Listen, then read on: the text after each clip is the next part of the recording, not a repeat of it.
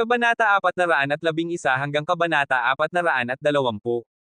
Kabanata 411. Si Sam na dumating sa bagong puno ay hindi huminto sa kanyang sniping, nagtutok siya kaagad at binaril ang isa pang kandidato gamit ang dalawang sunod-sunod na bala. Isa pang special ring ang nahulog sa sahig at isa pang kandidato ang nawala.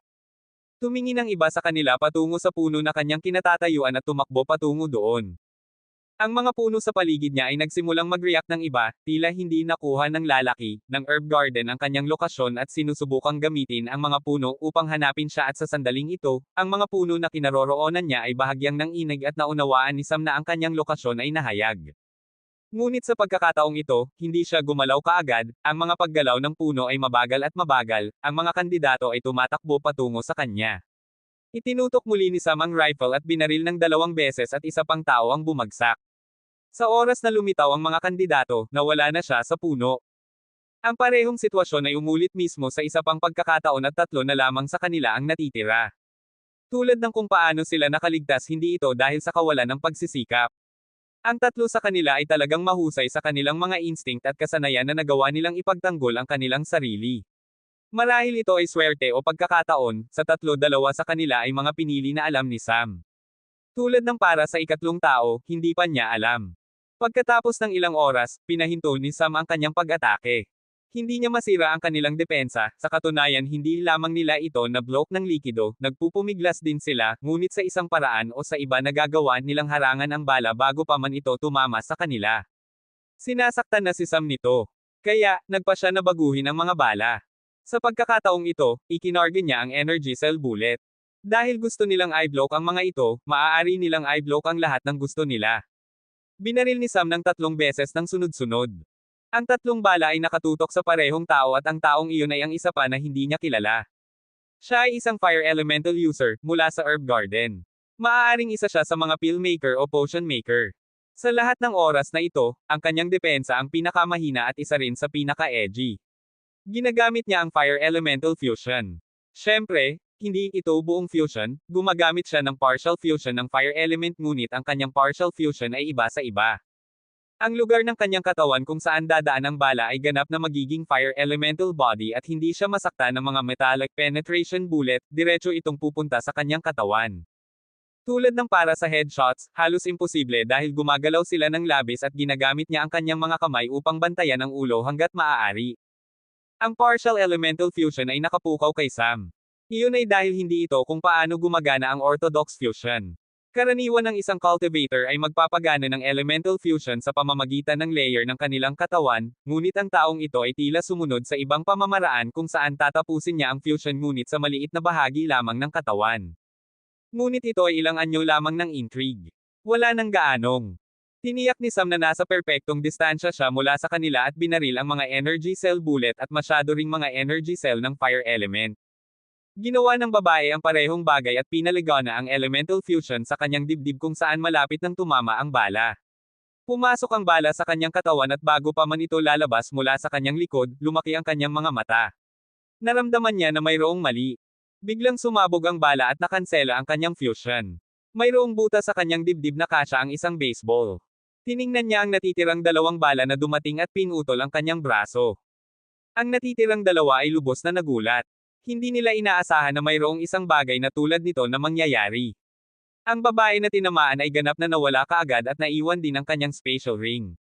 Sa sandaling ito, nagpa siya si Sam na barilin ang susunod na target, ngunit bago pa man niya gawin iyon, napansin niya na hindi sila nananatili doon, hindi rin nila sinusubukang hanapin ang kanyang lokasyon, tumatakas sila. Halos parang nakasalalay dito ang kanilang buhay. Gusto pa ring bumaril ni Sam, ngunit masyadong mataas ang kanilang bilis at hindi rin sila gumagalaw patungo sa kanyang susunod na target. Kaya, hindi na niya kailangang mag-alala, kahit man lang sa sandaling ito. Pagkatapos ay itinago ni Sam ang kanyang rifle at nagsimulang gumalaw patungo sa susunod na hub. Ang pangalawang hub ay mayroong 3 grupo at ang pinakamaraming bilang ng mga tao. Ang 5 miyembro ng Usaine Sect, ang 4 na miyembro ng Lightning Spear Sect at ang 3 miyembro ng Thunder God Temple ay naroon. Na may kabuuang 12 miyembro. Ang ikatlong hub ay tinarget lamang ng 4 na miyembro ng Thunderbolt Sect. Hindi alam ni Sam kung bakit nagpa siya ang 3 grupo na magtulungan. Marahil, naramdaman nila na mas mataas ang mga pagkakataon. Ngunit nakuha niya ang kanyang sagot nang maabot niya ang lugar. Nagawa nilang alisin ang isang buong grupo ng buo. 4 na grupo na lamang ang natitira. Pinanood ito ni Sam mula sa pagtatago at nakita na maraming sibat sa hub. Ang mga sibat ay hindi gawa sa Black Star Gold. Ang mga ito ang mga sibat na itinapon ng mga kandidato. Sa pagtingin sa mga bagay, ang mga taong ito ay tila nag-eksperimento rin sa parehong paraan na ginawa ni Sam upang makakuha ng mas maraming impormasyon hanggat maaari. Ngunit mas mabagal sila kaysa sa akin. Nakakita si Sam ng isang bangkay ng Monkey Warrior na binaril ng 3 sibat. Hindi na niya ito pinag-isipan pa at sumilip sa paligid ng kampo ng 3 grupong ito. Sa sandaling ito nagpapahinga sila at tila kakauwi lamang ng unang grupo. Nagpapagaling sila sa sandaling ito. Nagpasya si Sam na huminto at tingnan kung ano ang gagawin ng mga taong ito. Gusto niyang tingnan kung dapat niyang gamitin ang parehong taktika tulad ng dati o dapat siyang gumamit ng ibang pamamaraan. Pagkatapos ng 2 oras, nagsimulang gumalaw ang mga tao at ang grupo ay naglatag sa ambush. Ang 2 pinili ng Lightning Spear sect ay dumating patungo sa pasukan ng hub. Nagpasya silang kumilos bilang mga pain. Hinawakan ng pareho sa kanila ang mga sibat sa kanilang mga kamay at isa sa kanila ay mayroon pang mga sibat na ganap na natatakpan ng kidlat. Sinimulan ng pareho na itutok ang lahat ng kanilang enerhiya sa kanilang pag-atake. Hindi man lang nila sinusubukang magtipid. Halos parang mga huling pag-atake na nila. Tinitigan nilang pareho ang pangalawang grupo at itinapon ang kanilang mga sibat. Sa isang pagsabog, ang lupa sa ilalim ng kanilang mga paa ay pumutok sa bigat ng presyon. Ang mga siyat ay tumago sa hangin at bumagsak sa 2 Monkey Warrior na nasa grupo. Ang mga ataking iyon ay sinundan ng isa pang round ng spears at ang parehong mga unggoy ay may 2 sibat na nakabitin sa kanilang dibdib. Pagkatapos lamang sila bumagsak. Ito ay dahil sa hindi masisisi na depensa ng mga Monkey Warrior. Pagkatapos ng lahat, wala silang bullets tulad ni Sam na maaaring tumago sa mga eyeball ng palihim. Ang lahat ng kanilang pag-atake kahit na gumamit sila ng mga mamamana ay talagang napakakapansin-pansin kung ihahambing sa mga sniper bullet. Kasabay nito, masyadong malaki ang mga ito para tumutok sa mga eyeball ng mga Monkey Warrior. Magagawa lamang nila ang mga ito tulad nito. Matapos mamatay ang 2 Monkey Warrior, nagalit ang grupo at tumakbo patungo sa kanila. Hindi tumayo roon ang 2 kandidato na naghagis ng mga sibat, alam nila kung ano ang mangyayari, kaya tumakbo sila na parang ang impyerno ay maluwag. Tumakbo ang mga Monkey Warrior pagkatapos nila, ngunit nagulat si Sam na makita na mayroong isang mamamana na nakahiga sa ambush. Ang kanyang mga pag-atake ay hindi makapangyarihan, kahit man lang hindi kasing lakas ng mga sniper bullet o ang spears, ngunit sinimulan niyang atakihin ang mga Monkey Warrior na parang baliw. Natigilan si Sam ng salakayin ng mamamana kaya babagal ang paghabol. Hindi niya sinusubukang patayin ang mga Monkey Warrior, ngunit siya ay medyo mahusay sa pagpapabagal sa kanila. Sa sandaling ito, nagsimula ang ambush at inatake ng buong grupo ang mga Monkey Warrior. Ang ambush ay isang ganap na tagumpay at ang 8 Monkey Warrior ay malapit ng mamatay. Naramdaman ni Sam na dapat na lamang niyang iwanan sila sa ngayon. Maaaring hayaan niya silang pumatay ng ilan. Sa sandaling ito, napansin niya na ang mamamana ay hindi nakilahok sa labanan at pumunta sa hub. Tumayo siya sa isang puno at nagsimulang barilin ang unggoy mandirigma na malapit ng kunin ang walang laman na lugar. Gumawa ng paraan ang kanyang mga pana patungo sa mata, ngunit hindi ito nakamamatay. Ang ulo ng pana ay masyadong malawak at hinaharangan ng bungo ang pana na pumasok. Sa sandaling ito, hindi siya sumuko at patuloy na bumaril, ang susunod na pana ay tumagos sa shank ng unang pana at tumama sa ulo ng pana at ang susunod ay sumunod sa parehong. Sa wakas, pagkatapos ng 4 na pana, pinukpok niya ang unang arrowhead mismo sa utak ng unggoy. Naalis ang grupo. Humanga si Sam, mahusay ang ginagawa ng mga taong ito. Mayroon na lamang 3 grupo ang natitira at naramdaman ni Sam na gagawa sila ng mahusay na trabaho sa paglilinis sa mga ito, ngunit ang iniisip niya sa sandaling ito ay kung paano lilinisan ang mga taong ito pagkatapos nilang linisin ang hub. Kabanata 412. Tiningnan ni Sam ang mga grupo habang sila ay nagpapahinga. Naramdaman niya na ayos lang na hayaan silang harapin ang hub na ito. Tulad ng para sa mga gantimpala, maaari siyang bumalik sa oras na iyon. Samantala, nagtungo siya patungo sa huling hub na inookupahan ng Thunderbolt sect. 4 lamang sila sa kanila, ngunit nagpasya pa rin silang pumunta sa hub at subukang harapin ito ng mag-isa. Nang dumating si Sam malapit sa hub, napansin niya na ang 2 taong nakatakas mula sa unang hub ay narito na. Ang lalaki, mula sa herb garden ay nag-scan sa grupo ng 4 at sinabi, "May nangyari bang kakaiba sa inyo?" Tanong ng pinuno ng Thunderbolt sect bilang kapalit. "Anong ibig mong sabihin?" Sa unang hub, may isang taong kahit papaano ay nagpabaliw sa mga Monkey Warrior at pinuntirya kami. Lumapit sila pagkatapos naming ikaway ng isa-isa at sa wakas, gumawa siya ng kanyang galaw.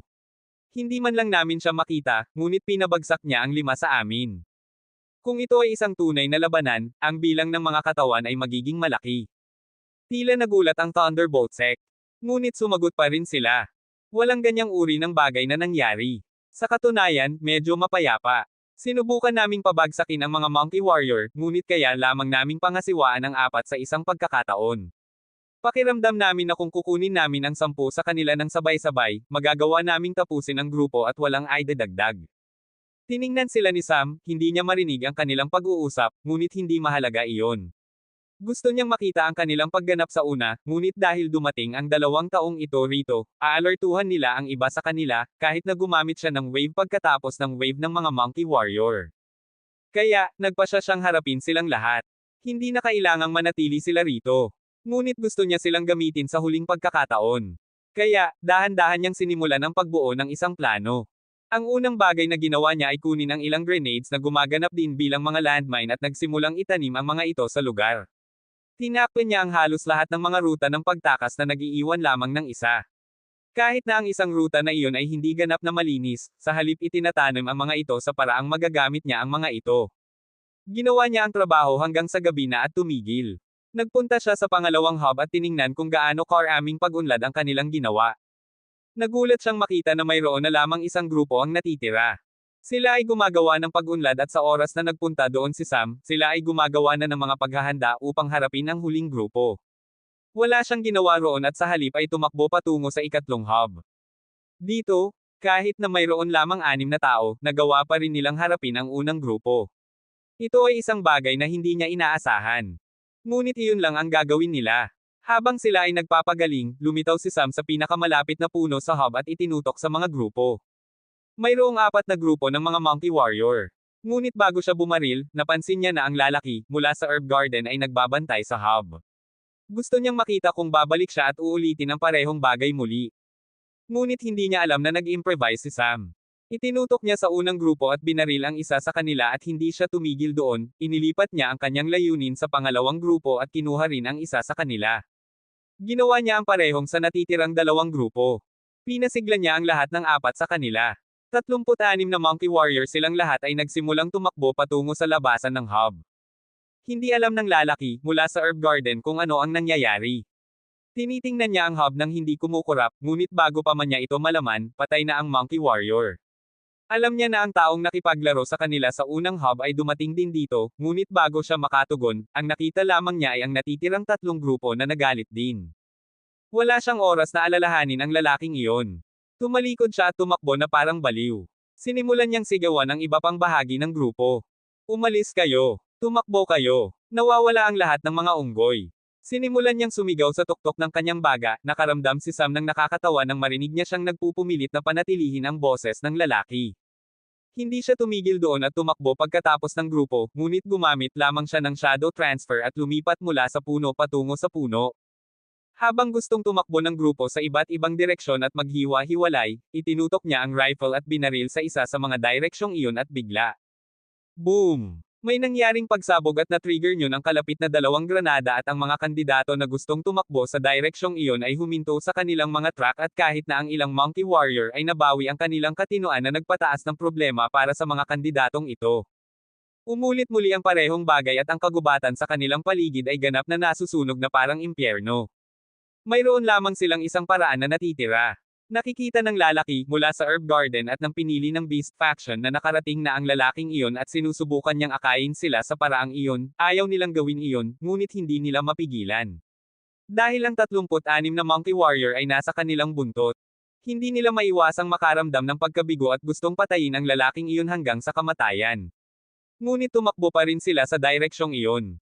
Patuloy na bumaril si Sam paminsan-minsan habang pinapasabog niya ang mga granada na nakabaon habang ginagabayan niya sila patungo sa pangalawang hub, kung saan nilalabanan ng grupo ang huling grupo.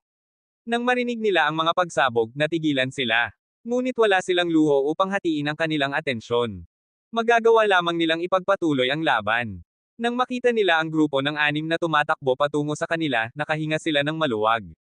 Ang ginhawa na iyon ay tumagal lamang ng ilang segundo, nang makita nila ang malaking grupo ng mga Monkey Warrior na papalapit sa kanila. Namutla ang kanilang mga mukha.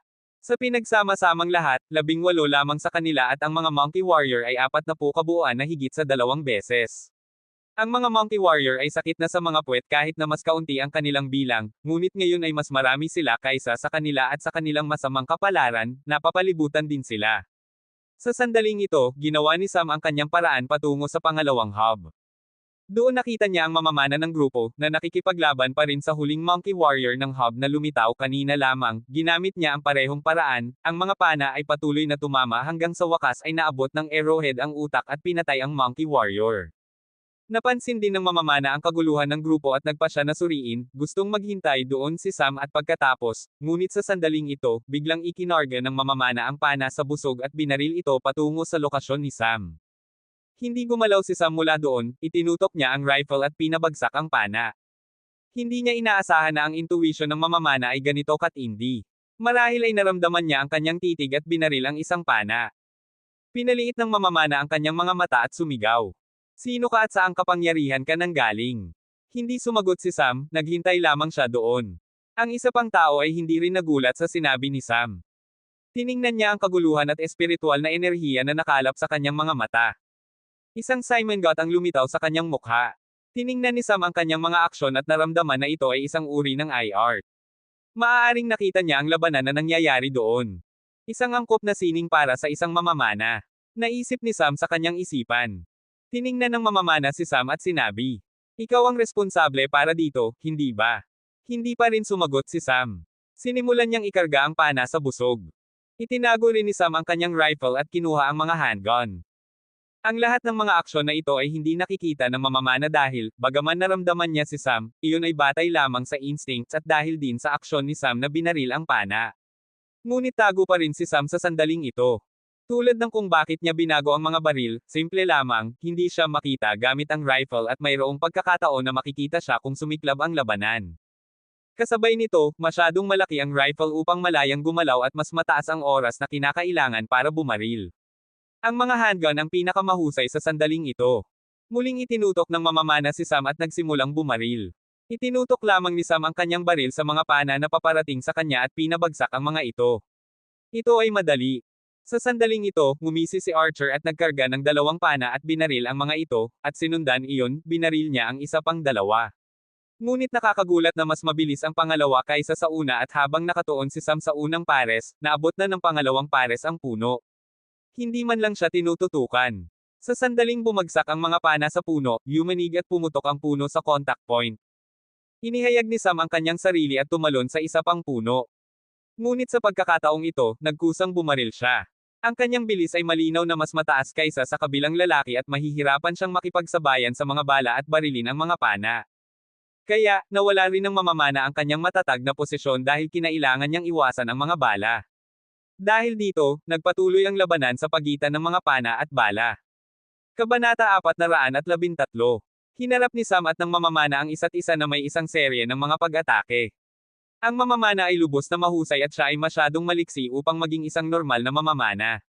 Dahil ang kanyang rate ng pag-atake ay mas mabagal kaysa sa normal at walang paraan para sa kanya na talunin ang dalas ng pag-atake ni Sam sa kasalukuyang estado na ito. Pagkatapos ng lahat, ang kailangan lang gawin ni Sam ay kontrolin ang kanyang kalooban at hayaan ang bala na magkarga, na nangyayari sa isang pag-iisip lamang, ikarga ang methane gas na nagtutulak sa mga bala at nangyayari rin iyon sa isang pag-iisip lamang. Sa wakas, isang solong paghila ng gatilyo. Ngunit ang mamamana ay may pisikal na hinihingi na trabaho. Ngunit sa kanyang hindi masisisi na liksi, nagawa niyang umilag kay Sam at gumamit ng archery skill upang maglunsad ng mga pag-atake kay Sam. Sa katunayan, hindi lamang mapabagsak ni Sam ang lahat ng mga pana, kailangan niyang umilag ng hindi bababa sa kalahati ng oras. Ito ay pambihira at dapat sabihin ni Sam, hindi siya kasing husay sa archery. Siya ay mahusay sa maraming sandata at natutunan niya ang karamihan sa mga ito sa kanyang nakaraang buhay, ngunit sa kasamaang palad, hindi niya natutunan ang archery na sapat para sa isang labanan. Natutunan lamang niya ang archery para sa pangangaso. Dahil, sa modernong digmaan, sa kasamaang palad ang sinauna at sopistikadong sining na ito ay wala ng lugar. Hindi niya nagawang harapin ang isang tunay na asul na mamamana sa kanyang nakaraang buhay. Ngunit ngayon na nagkaroon siya ng pagkakataon, labis siyang humanga. Ginamit ng kalaban ang ilang labis na mahirap na galaw, na kinabibilangan ng pagpilipit, paghila, at pagbaluktot ng bowstring at ang ilan ay gumamit pa nga ng mga kakaibang anggulo ng mga busog upang barilin ang mga pana. Sa mga trick na ito, ang mga pana ay palaging may kakaibang mga trajectory, na hindi mahulaan ni Sam. Si Sam na isang control freak, na nahuhumaling sa kontrol ng sitwasyon ay nakakaramdam ng mahinang inis mula dito. Ang mga pana na naglalakbay sa mga kakaibang trajectory na ito ay halos ginagawa ang kanilang paraan patungo sa kanyang posisyon. Wala siyang pagpipilian kundi umilag. Pagkatapos ng ilang oras, tumigil ang pareho sa kanila habang nagtatago sila sa likod ng mga makapal na puno. Bagaman hindi sila nakakagawa ng mga tiyak na galaw, walang paraan na magiging maayos ang labanan sa loob ng mahabang panahon. Hindi man lang gumagamit ng maraming espiritual na enerhiya si Sam. Sa katunayan, ang kanyang paggamit ay maaaring ituring na balewala. Sino ka, lalaki? At ano ang mga kakaibang sandata na ginagamit mo? Ang mga ito ay baliw na mahusay. Ang mga baril ay madaling dalhin at madaling gamitin, ngunit wala silang maraming mga trick sa kanila. Halimbawa, ang kakaibang trajectory at tulad nito, hindi magagawa ni Sam iyon sa mga bala ng normal. Kailangan na mayroong ilang espesyal na pangyayari at lugar para doon. Hindi sumagot si Sam, iniisip niyang gumamit ng mga energy cell bullet upang makita kung madali niya itong makayanan. Ngunit muling dumating ang boses ni Archer. Ako si Arkev. Ano ang iyong pangalan? Tumugon lamang si Sam nang may katahimikan. Okay, tila ayaw mong magsalita. Kung gayon ayos lang, gumawa tayo ng ibang bagay. Paano ito? Mayroong dalawang gusali, kunin mo ang kayamanan mula sa isa at gagawin ko mula sa isa pa. Hindi na rin makikialam ang grupo sa sandaling ito. Sa pagtingin dito, sinimulan nilang gamitin ang kanilang mga trump card. Maaari na lang tayong makatakas dito at hindi na natin kailangang makialam sa isa't isa. Payag ka ba? Nag-isip si Sam sa loob ng ilang sandali at sumagot. Sige. Okay, kung gayon pumasok tayo sa loob at tingnan kung ano ang mayroon nito. Pumasok ang pareho sa loob at unang pumasok sa weapon room. Gusto ko ang kalahati ng mga sandatang iyon.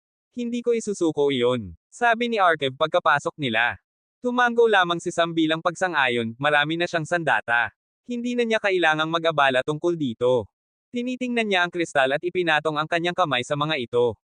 Sa kanyang pagkadismaya, eksakto itong kapareho ng nakuha niya sa una, sa katunayan, mayroong kahit isang abiso na nagpapahiwatig na ito ay walang silbi sa kanya.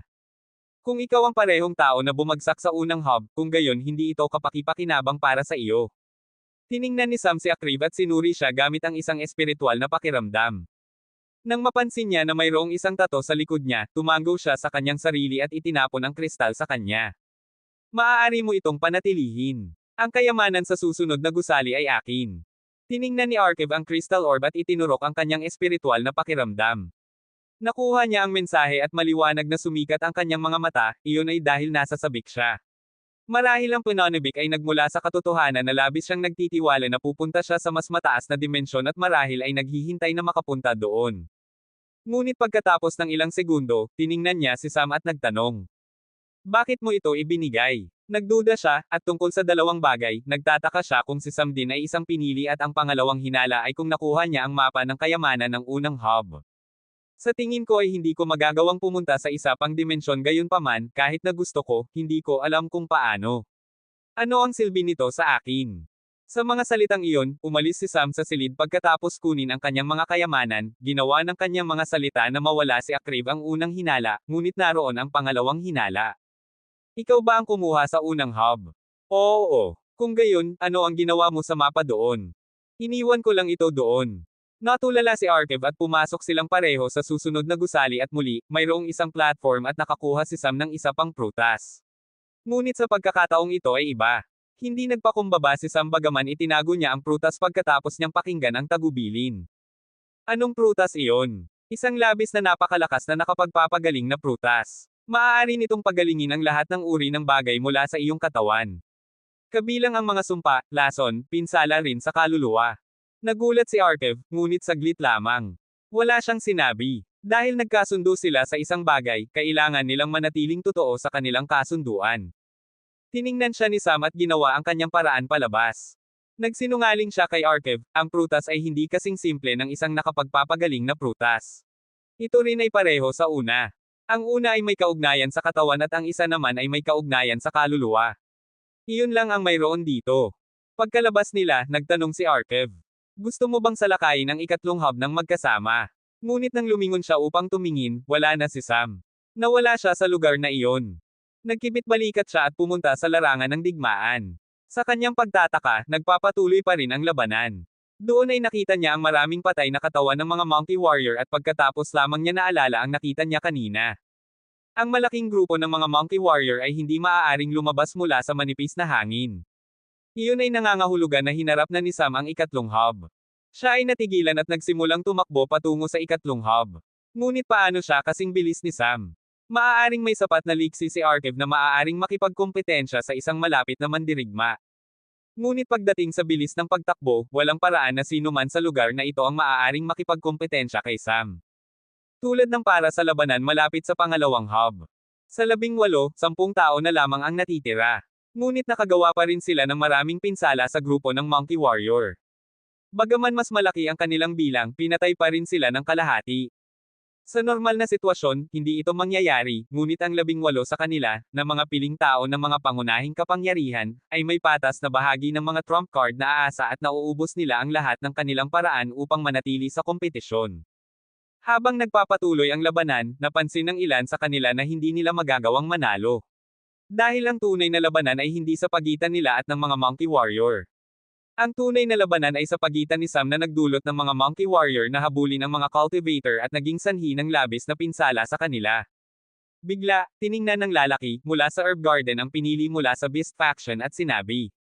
Takpan mo ako sa loob ng 30 segundo. Kailangan naming tumakas. Tumango ang taong iyon at biglang sumulak ang espiritual na enerhiya. Ang kanyang katawan ay tila naging buff ng kaunti at ang kanyang mga mata ay naging mabangis. Iwinasiwas niya ang kanyang baston na may ganoong puwersa, na iniiwasan ng mga Monkey Warrior ang pag-ilag sa lahat ng paraan. Ipinikit ng lalaki, ang kanyang mga mata at sinimulan ang pagpapakalat ng kanyang espiritual na pakiramdam at espiritual na enerhiya sa buong paligid. Ginagamit niya ang mga halaman bilang isang medium upang palawakin ang saklaw ng espiritual na enerhiya. Bigla, isang malaking bilang ng mga baging, ugat, at sanga ang nagsimulang gumalaw patungo sa kanila at bigla, ang mga Monkey Warrior na itinutulak pabalik ng pinili ng Beast Faction ay nabigatan lahat. Ang pag-atake ay walang maraming nakakasakit na gamit. Ngunit maaari itong gamitin para sa isang malaking sukat na pagbitag. Ang buong sitwasyon ay ganap na bumaliktad sa loob ng maikling sandali. Ang lalaki, mula sa herb garden at ang pinili mula sa Beast Faction, ay hindi nagatubili. Ikinulong nila ang 10 Monkey Warrior upang linisin ang isang pagbubukas para sa kanilang sarili. Kaya, tumakbo na lang sila. Tulad ng para sa kung bakit nagtulungan ang pareho sa kanila sa halip na pumunta para sa mga kasama ng kanilang mga kapangyarihan, wala nang natitira. At kasabay nito, mayroon din silang ilang kaalaman sa isa't isa dahil nakatakas sila mula sa unang hub ng magkasama. Anyway, kailangan niya ng isang tao na takpan siya at kailangan niya ng isang tao na gumawa ng isang pagbubukas. Nakamit ang kanilang plano. Kabanata 414. Hindi alam ni Sam na may 2 isda na nakatakas sa lambat na inilatag niya. Sa sandaling ito, nasa ikatlong hub siya na kinukuha ang mga gantimpala. Ang weapon room, muli ay mayroon lamang ng parehong kristal para sa mapa ng kayamanan. Sa pagkakataong ito hindi niya ito iniwan doon, kinuha niya ito at pagkatapos ay itinago ang lahat ng mga sandata. Nang pumasok siya sa susunod na gusali, mayroon pang isang prutas. Ngunit ito ay may ibang kulay kaysa sa unang 2 prutas. Siyempre, ito ay may ganap na magkaibang gamit. Pagkatapos kunin ang lahat ng kaya niyang kunin, bumalik si Sam sa larangan ng digmaan at pagkaalis niya ng hub, dumating si Akrave at nang mapansin niya na wala na ang mga kayamanan, hindi niya maiwasang sampain ang kanyang sarili sa pagiging mabagal. Sa oras na ito, si Sam ay kalahating daan na pabalik sa larangan ng digmaan. Pagkatapos ng ilang oras, sa larangan ng digmaan. Pagkatapos makatakas ng 2 kandidato, sinubukan din ng iba sa kanila na takasan ang lugar, ngunit pinayagan ng mga baging na umalis ang mga Monkey Warrior at muli silang kinubkob. Sa katunayan, pinayagan silang umalis ng sinasadya, dahil napansin din ng lalaki, mula sa Beast Faction na ito ang pinakamahusay na pagkakataon upang alisin ang buong grupo sa mas mabilis na paraan. Hindi niya alam kung ilang tao ang natitira upang punan ang 5 lugar, ngunit tiwala siya na ang laban na ito ang magiging huli hanggang sa makarating sila sa panghuling hadlang. Tiningnan ni Sam ang natitirang mga kandidato. Sa oras na ito, ang mga Monkey Warrior ay hindi umaatake ng baliw, basta't pinalibutan nila ang natitirang 4 na kandidato na natitira at pinabayaan silang lumaban ng isa-isa. Sila rin ay pagod na at ang mga Monkey Warrior ay nagtitipid ng kanilang enerhiya upang maghanda para sa mga hindi inaasahang sitwasyon. Tulad ng para sa 4 na tao, 2 sa kanila ay mula sa Thunder God Temple at ang natitirang 2 ay mula sa Usaine Sect. Parehong nakaligtas sina Arman at Arthur. Ngunit sila ay labis na pagod. Mayroong humigit kumulang 10 higit pang mga Monkey Warrior at malinaw na nasa dehado ang mga kandidato. Fuck! Kahit na kailangan kong matalo, ibinababo ko ang mga monkey bastard na ito sa akin. Isang kandidato mula sa Usaine Sect ang nagalit at nagsimulang atakihin ang 2 Monkey Warrior. Hindi niya inalintana ang mga pag-atake ng mga Monkey Warrior at kinuha silang lahat. Determinado siyang patayin ang 2 Monkey Warrior kahit na siya ay patay na. Sa pagtingin sa kanya, ang isa pang kandidato ng Usaine Sect ay nagpunta rin sa lahat para sa isang panghuling pakikibaka. Hindi nakaramdam si Sam ng isang alon ng emosyon. Ito ay isang kompetisyon pagkatapos ng lahat. Naglaho ang 2 sa kanila habang kinuha nila ang 4 na Monkey Warrior. Natuto ang mga natitirang Monkey Warrior sa kanilang aralin at ayaw na bigyan ng ganoong pagkakataon ang natitirang 2. Subukan ba nating tumakas ng magkasama? Tanong ni Arthur kay Arman. Isang Monkey Warrior ang dumating sa pagitan upang hindi makipag-usap ang pareho sa kanila, sinusubukan nila ang kanilang makakaya upang hindi ulitin ang parehong sitwasyon. Sa sandaling ito, nang magbalak na magsama ang mga Monkey Warrior sa kanila, ang isa sa kanila na pinakamalapit kay Arman ay bumagsak na patay mula sa kung saan. Binaril siya ni Sam sa mata mismo. Hindi na siya nagpatuloy. Huminto ang mga Monkey Warrior sa kanilang mga track at hindi alam kung ano ang nangyayari, ang sitwasyon ay katulad ng nangyari noon.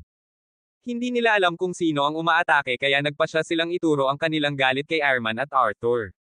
Ngunit sa sandaling ito, isa pang Monkey Warrior na malapit kay Arman. 4 na lamang sa kanila ang natitira ngayon. Bigla nilang naramdaman na hindi sila dapat makialam kay Arman dahil ang mga Monkey Warrior na malapit kay Arthur ay hindi huminto sa oras at umatake, ngunit walang bala na dumating para sa kanila.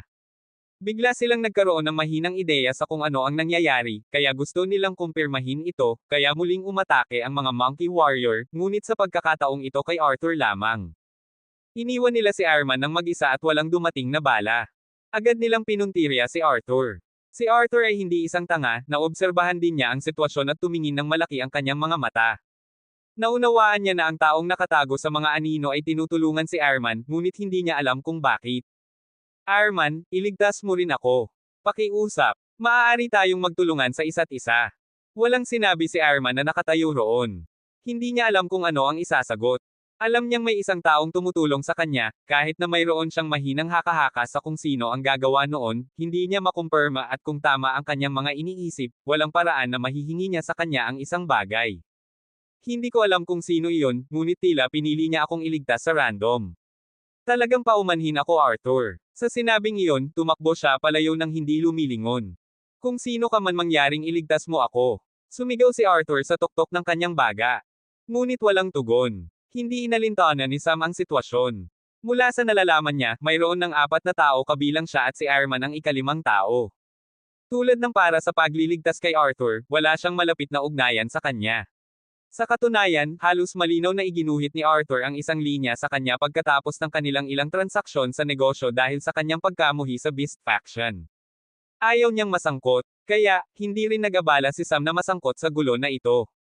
Kahit na gusto niya siyang iligtas, kailangan niyang alisin ang isa sa mga natitirang kandidato, ang lalaki, mula sa Herb Garden ay mapanganib at mad-ulash. Ang mamamana ay isang mahirap na kalaban, sa lahat ng mga paghihigpit na inilagay sa kanyang sarili upang itago ang kanyang pagkakakilanlan, walang sapat na tiwala si Sam upang tapusin ang labanan ng madali.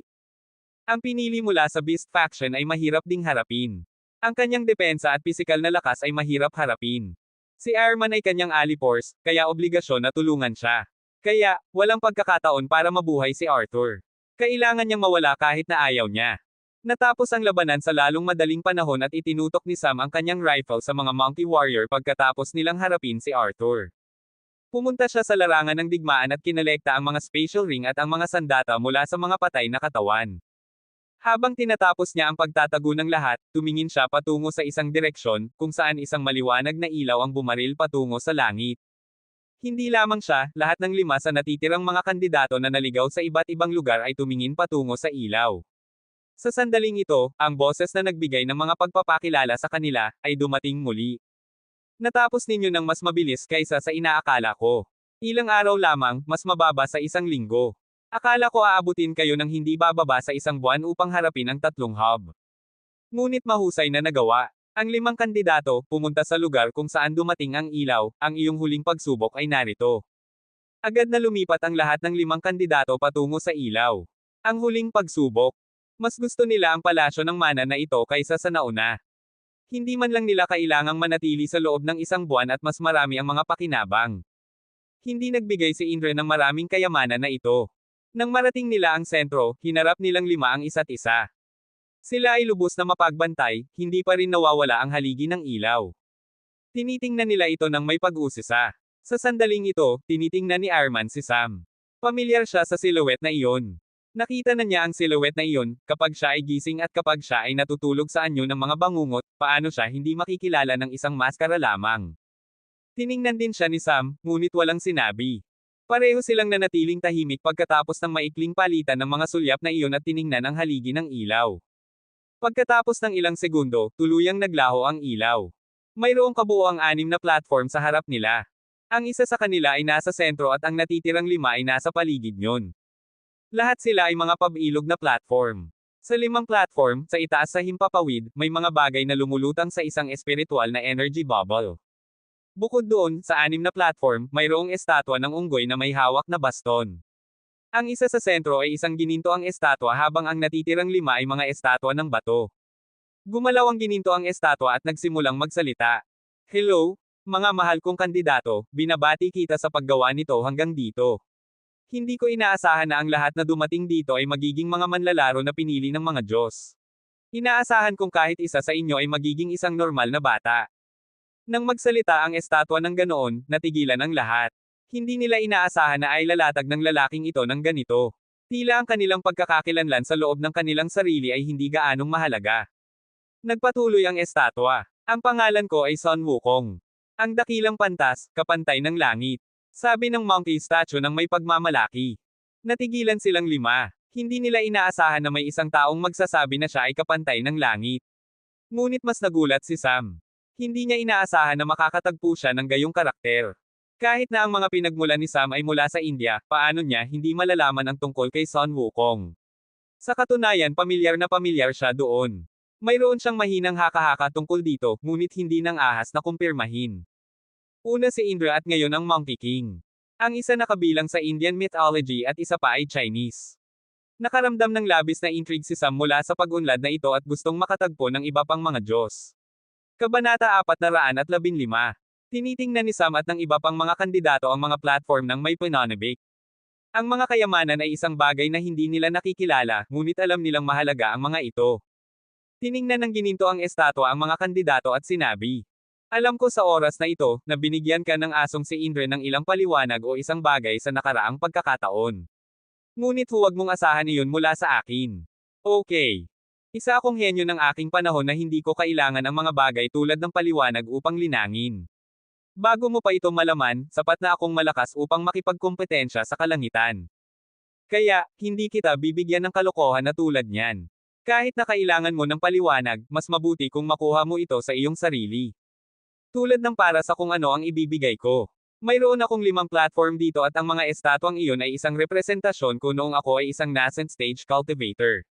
Gagawin lamang nila ang mga discarding natutunan ko nang makarating ako sa nascent stage, ang anumang anyo ng pag-atake na natutunan ko pagkatapos noon ay hindi gagamitin. Kaya, nangangahulugan iyon, kayong mga lalaki ay lumalaban, ang tunay na Sun Wukong noong siya ay isang nascent stage cultivator at masyado rin sa level -1. Pumili ng isang platform at talunin siya, makukuha mo ang gantimpala ng platform na iyon. Kung sapat kang malakas at mayroon pa ring iba pang mga platform na natitira, maaari mo ring subukan at hamanin ang mga ito basta't walang mga naghahaman sa platform na iyon. Pagkatapos malinis ang 5 platform, kailangan mong harapin ang huling pagsubok. Ngunit para doon, kailangan mong talunin ang kahit isang kalaban. Kung hindi mo ginawa, walang natitira para sa iyo dito. Kung naiintindihan mo ang sinabi ko, kung gayon maaari kang magsimula. Ang 5 estatwa ng bato ay kumuha ng posisyon sa labanan ng sabay-sabay. Tiningnan ng 5 kandidato ang mga gantimpala sa 5 platform. Hindi nila alam kung ano ang mga ito. Hindi bababasa, hindi lahat. Sinusubukan ni Sam ang kanyang makakaya upang alalahanin ang bawat detalye ng kwento na narinig at nabasa niya tungkol sa Monkey King. Kailangan niyang maunawaan kung ano ang mga kayamanang ito sa pamamagitan lamang ng pagtingin sa mga ito. Ang isa sa kanila ay isang scroll na may simbolo ng isang mata sa apoy. Mahuhulaan niya, ang isang bagay na kahawig ng mga golden eyes fiery gaze. Siyempre, hindi ito magiging tunay na sining. Dahil hindi sila nililinang, lumitaw lamang sila para sa Monkey King. Pagkatapos ay tiningnan niya ang susunod, ito ay isang wine gourd. Marahil, ito ay isang uri ng alak. Ang isa pa ay isang peach. Hindi niya alam kung anong uri ng peach iyon, ngunit ang peach ay nakabalot din sa ilang uri ng lalagyan ng enerhiya. Ang ikaapat ay isa pang scroll. Doon ay mayroong isang simbolo ng isang tao na nakaupo sa pagitan ng mga apoy at mayroong isang paglalarawan ng usok na nagmumula sa kanyang katawan. Marahil isang diskarteng pagpapahinahon sa katawan. Ang huli ay ang mga hibla ng buhok. Mayroong 5 sa kanila. Mas interesado si Sam sa kanila. Alam niya ang isang bagay na may kaugnayan sa buhok ni Sun Wukong. Maaari nitong ipatawag ang clone ng Monkey King mismo at mayroon ding ilang iba pang mga bagay. Ngunit alam niya na hindi ito totoo, iyon ay dahil kung dumating ang tunay na Monkey King, kung gayon walang paraan para mabuhay ang mundong ito, ang manipis na puwersa ng kanyang bahing ay magdudulot ng isang pahayag sa mundong ito. Kahit na hindi sila maaaring maging totoo, walang paraan na hahayaan niya itong umalis. Siya ang unang gumawa ng galaw at dumapo sa platform na may mga hibla ng buhok. Nagtataka ang natitirang mga kandidato, wala silang alam tungkol sa mga bagay na naroroon dito. Kahit na ang pinili mula sa Beast Faction, ang isa na pinili ng Monkey King mismo ay walang alam tungkol sa kanila. Nang tiningnan sila ni Akriv sa loob ng ilang panahon, nagtungo siya patungo sa Peach. Tulad ng kung bakit hindi siya nagpunta para sa iArt, dapat ay mayroon siyang kanyang mga dahilan. Naramdaman ni Sam na maaaring magpunta siya para dito. Kahit na ang Golden Eyes Fiery Gaze ay hindi isang kakayahan na angkop para sa mga mamamana, iyon ang tanging kilala pagkatapos niyang linangin ito. Anyway, hindi siya gaanong nag-abala. Sa katunayan, nakahinga siya ng maluwag. Sa lahat ng mga tao, pinaka nag-aalala siya kay Akriv. Maaaring maging isang mamamana ang lalaking ito. Ngunit magaling pa rin siya sa malapitang rin. Ang 10 talampakan sa labanan ng isang cultivator ay halos maituturing na pakikipaglaban ng mano-mano, ngunit maaari pa rin niyang gamitin ang kanyang busog at palaso doon. At pinapayagan ng platform ang higit pa sa distansyang iyon. Gumalaw din ang natitirang mga kandidato. Partikular ang pinili ng Monkey King. Lumundag siya patungo sa scroll na may taong nakaupo sa gitna ng mga apoy. Kinuha ni Sam ang baston at napunta sa pagkakataon sa labanan. Tiningnan siya ng estatwa ng bato ng Monkey King na may ekspresyon ng likas na pagtitiwala. Ito ay na parang hindi siya matatalo ng buong mundo at ang langit ay nasa ilalim niya. Partikular, nang makita niya ang posisyon, sinimulan pang ang tingnan siya ng gininto ang estatwa. Ginawa ni Sam ang unang galaw. Iwinasiwas niya ang baston mula sa gilid upang tamaan ang estatwa sa kaliwang bahagi ng mukha, ngunit ang katawan ay yumuko paatras sa isang labis na hindi likas na anggulo at nag-backflip ang estatwa. Pagkatapos ay hinampis niya ang baston patungo kay Sam. Naramdaman ni Sam na isang dalubhasa sa labanan, na parang ito ang unang pagkakataon, na hindi niya mabasa ang mga galaw ng kalaban. Ang mga ito ay hindi kinaugalian. Wala silang anumang anyo ng ritmo. Nagsimulang maramdaman ni Sam ang presyon. Habang siya ay umaatake, sinimulan niyang gamitin ang hangin na elemental enerhiya sa kanyang mga pag-atake at mayroong mga matutulis na tailwind blade na umaatake sa estatwa. Mayroong ilang maliliit na peklat na lumilitaw sa ibabaw ng estatwa. Pinagpapawisan na si Sam, ngunit pagkatapos ipalit ang higit sa 20 galaw, nag-somersault ang estatwa at binangga ang baston sa dibdib ni Sam. Itinapon siya palayo at bumagsak sa lupa. Natalo si Sam. Pagkatapos lamang niya napansin ang iba, at bumaba na sila kahit bago siya at kalahati na sa pagpapagaling ng kanilang mga sugat. Sa pagkakita na hindi sila nakatuon sa kanya, sinimulan ni Sam na gamitin ang kanyang light element upang pagalingin ang kanyang sarili, ayaw niyang mag-aksaya ng oras sa panunaw ng mga tableta.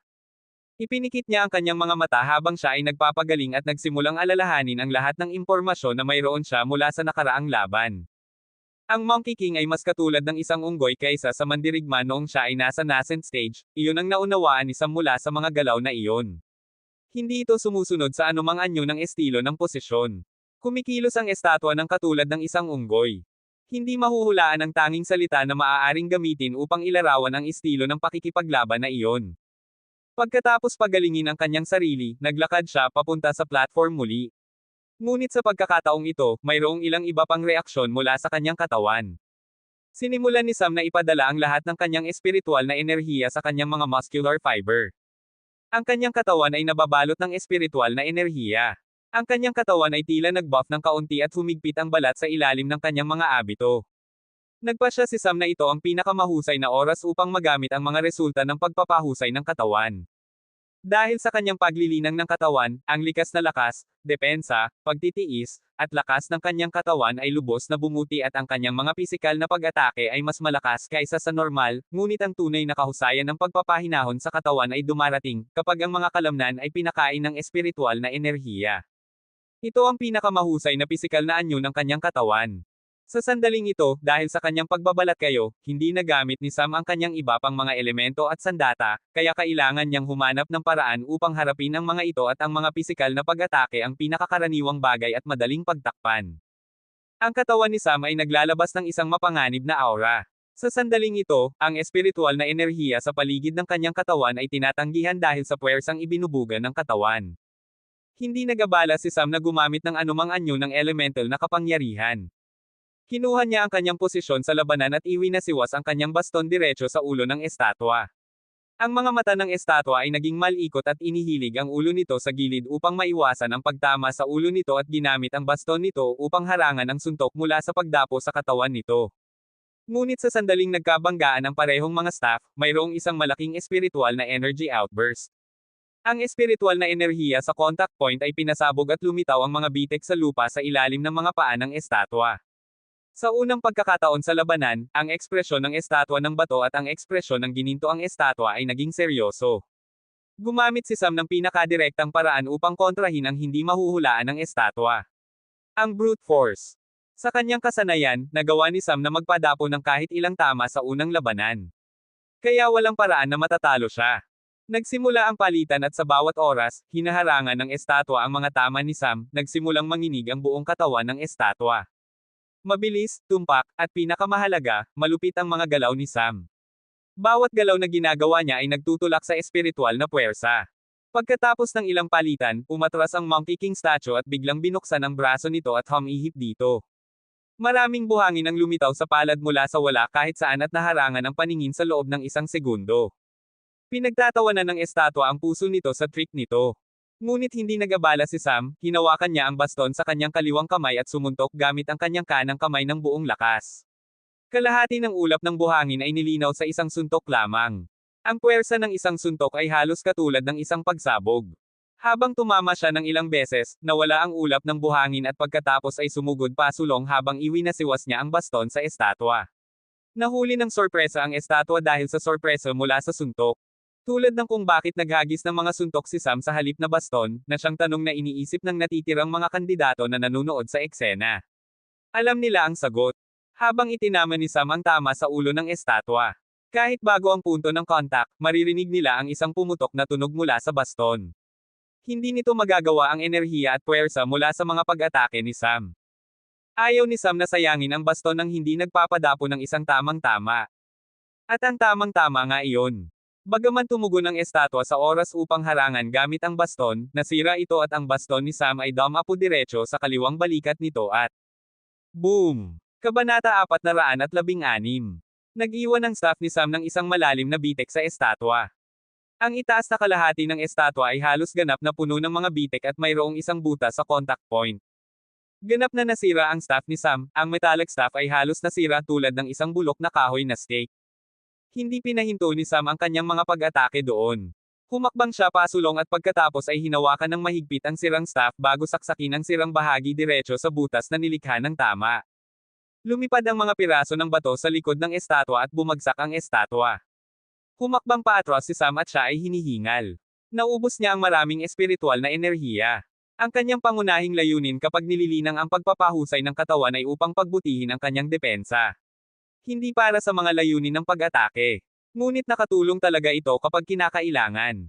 Tumalon si Sam ng mataas sa hangin at hinawakan ang espiritual na energy bubble. Sa sandaling nahawakan niya ito, nawala ang bubble at nahuli niya ang 5 hibla ng buhok sa kanyang kamay. Itinapon niya ang mga ito diretso sa banal na dimensyon ng walang pangalawang pag-iisip. Pagkatapos harapin iyon, bumaba siya sa entablado.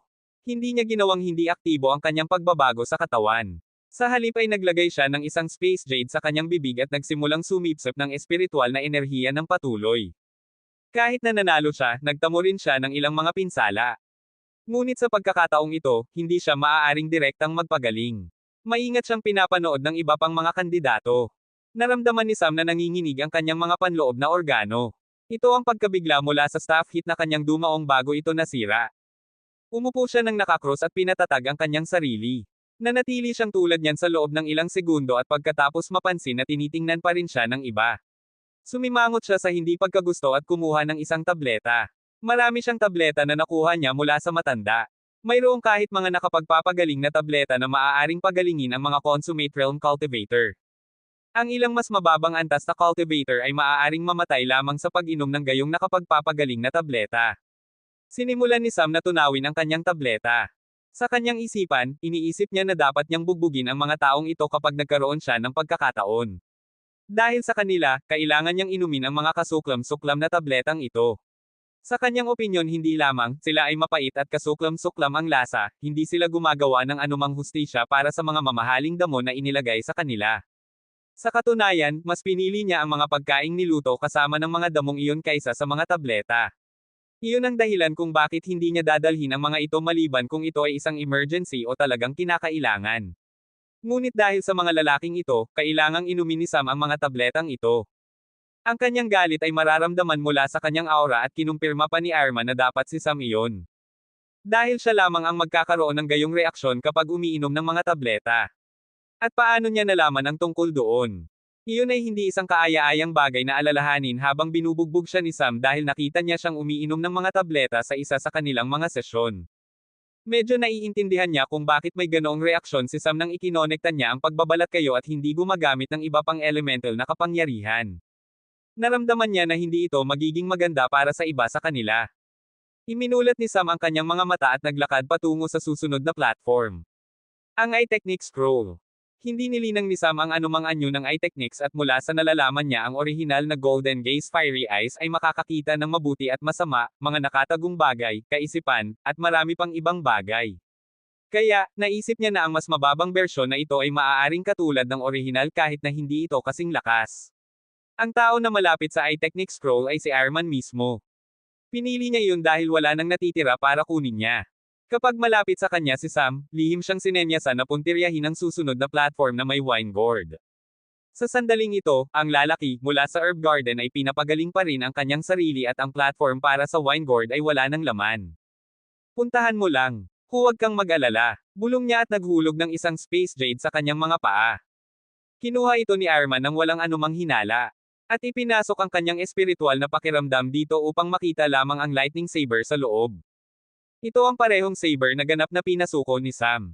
Ngunit dahil binibigyan siya ni Sam ng pahintulot at ang espiritu ay sentient at pamilyar din kay Arman, magagamit niya ito. Ngunit hindi maipapakita ang buong kahusayan ng talam. Nasisiyahan pa rin si Arman.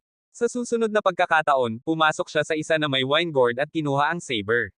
Sinimulan niyang itutok ang kanyang enerhiya sa talim at nabuo ang isang malaking lightning saber. Sa isang slash lamang, gumawa si Arman ng isang nagwawasak na pag-atake. Sa pagkakataong ito, hindi man lang naunawaan ng estatwa ng unggoy kung ano talaga ang ginagawa niya at naghintay. Hindi tulad ni Sam na hinawakan ang kanyang kamay ng direkta sa lugar nito na hindi siya pinapayagang umatake. Halos tapos na ang laban pagkatapos ng atakeng iyon. Ang estatwa ay naging labis na mahina at sinimula ni Arman na pigain ang kanyang enerhiya sa tuyo. Duguan kahit man lang ang labanan, basa si Arman sa dugo habang ang estatwa ay puno ng mga bitek. Dahan-dahan, nagawang makuha ni Arman ang tagumpay at damapo ang wine sa kanyang mga kamay. Wala nang masabi ang lalaki, mula sa herb garden. Hindi niya naisip na ang kanyang platform ang unang puntiryahin. Tumango si Sam sa pagganap ni Arman at umakyat sa susunod na platform. Kumuha siya ng isa pang staff at umalangaw-ngaw ang espiritual na enerhiya sa paligid niya. Halos umulit ang parehong senaryo. Maliban sa pagkakataong ito, sa sandaling sinira ni Sam ang staff ng estatwa at isinaksak ang piraso ng staff sa loob, nakaramdam siya ng isang tumutusok na sakit sa kaliwang tiyan. Sinaksak din siya pabalik ng estatwa. Ngunit hindi bumitaw si Sam. Lumusat lang siya sa opensa, ganap na binabaliwala ang sakit na nararamdaman niya. Pagkatapos matapos ang laban, ibinaba niya ang gantimpala at itinago ito sa kanyang imbakan. Bumaba siya at isinandal ang kanyang likod sa kalapit na puno. Tiningnan niya ang kanyang shirt upang makita kung ano ang pinsala. Mayroong isang bagay na mali sa sugat.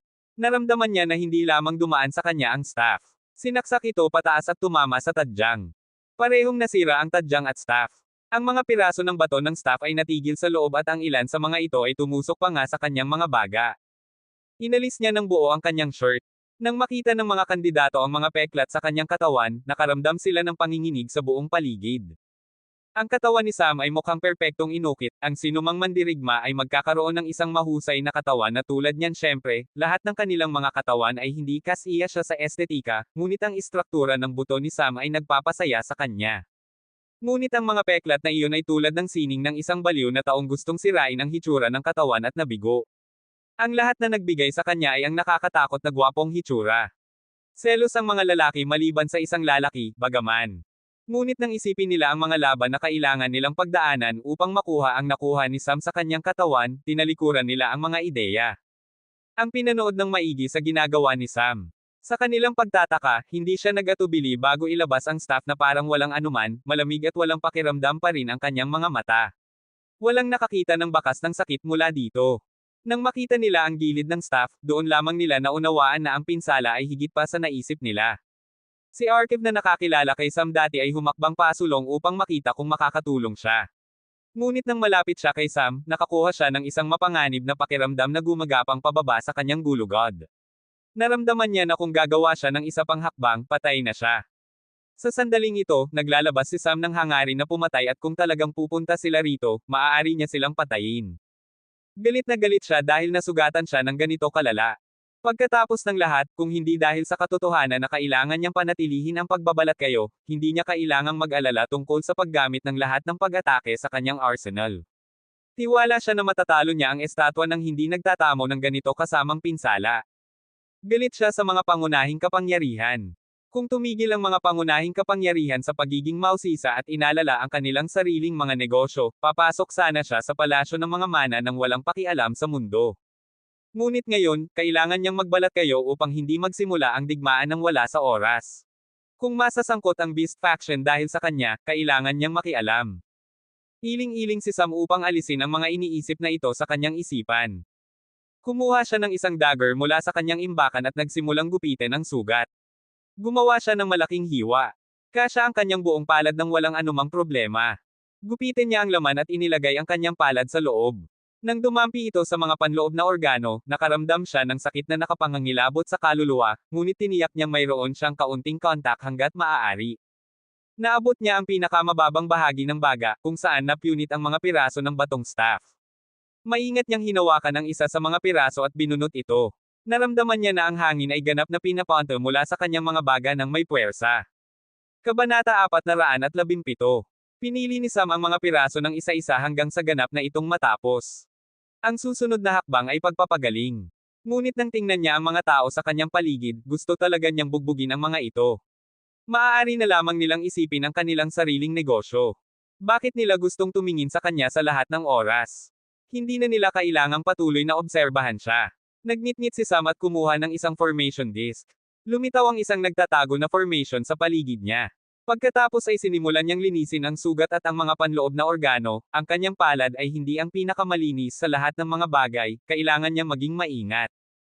Inalis niya ang anumang posibleng mga impurities gamit ang kanyang espiritual na enerhiya at nagsimulang pagalingin ang kanyang sarili. Binalot ng light elemental enerhiya ang sugat at dahan-daang gumaling. Hindi siya nagabalang uminom ng mga tableta, kumuha lang siya ng isang energy cell ng light element at tumayo roon ng mahina. Ganap niyang pinaluwag ang kanyang mga kalamnan at nagpahinga habang humihinga siya ng mababaw. Pagkatapos pagalingin ang baga at iba pang mga panloob na organo kasama ang bitik ng buto na dinanas ng tadyang, sinimulan niyang pagalingin ang laman. Tulad ng bawat oras, iniwan niya ang peklat. Pagkatapos pagalingin ang kanyang sarili, binawi niya ang formation disc at nagsimulang kumain ng ilang pagkain. Ito ay ginawa ni Maki. Nasanay si Sam sa kanyang pagkain at nagpa siya na dadalhin niya ang pagkain saan man siya magpunta. Anyway, hindi mawawala ang init ng pagkain sa spatial ring. Tiningnan siya ng iba na may ekspresyon na natigilan. Hindi nila inaasahan na basta na lamang siyang kakain ng isang pagkain ng basta-basta. Halos parang wala siyang pakialam sa pinsala. Hindi nila alam kung ano ang ginawa niya sa likod ng concealment formation. Ngunit alam nila na hindi siya nanatili ng mahabang panahon sa likod ng formation at walang maraming bagay na maaaring gawin sa loob ng maikling panahon. Tiningnan ni Sam ang natitirang mga platform at nakita na tinitingnan pa rin siya ng mga kandidato nang hindi nilalabanan ang mga estatwa.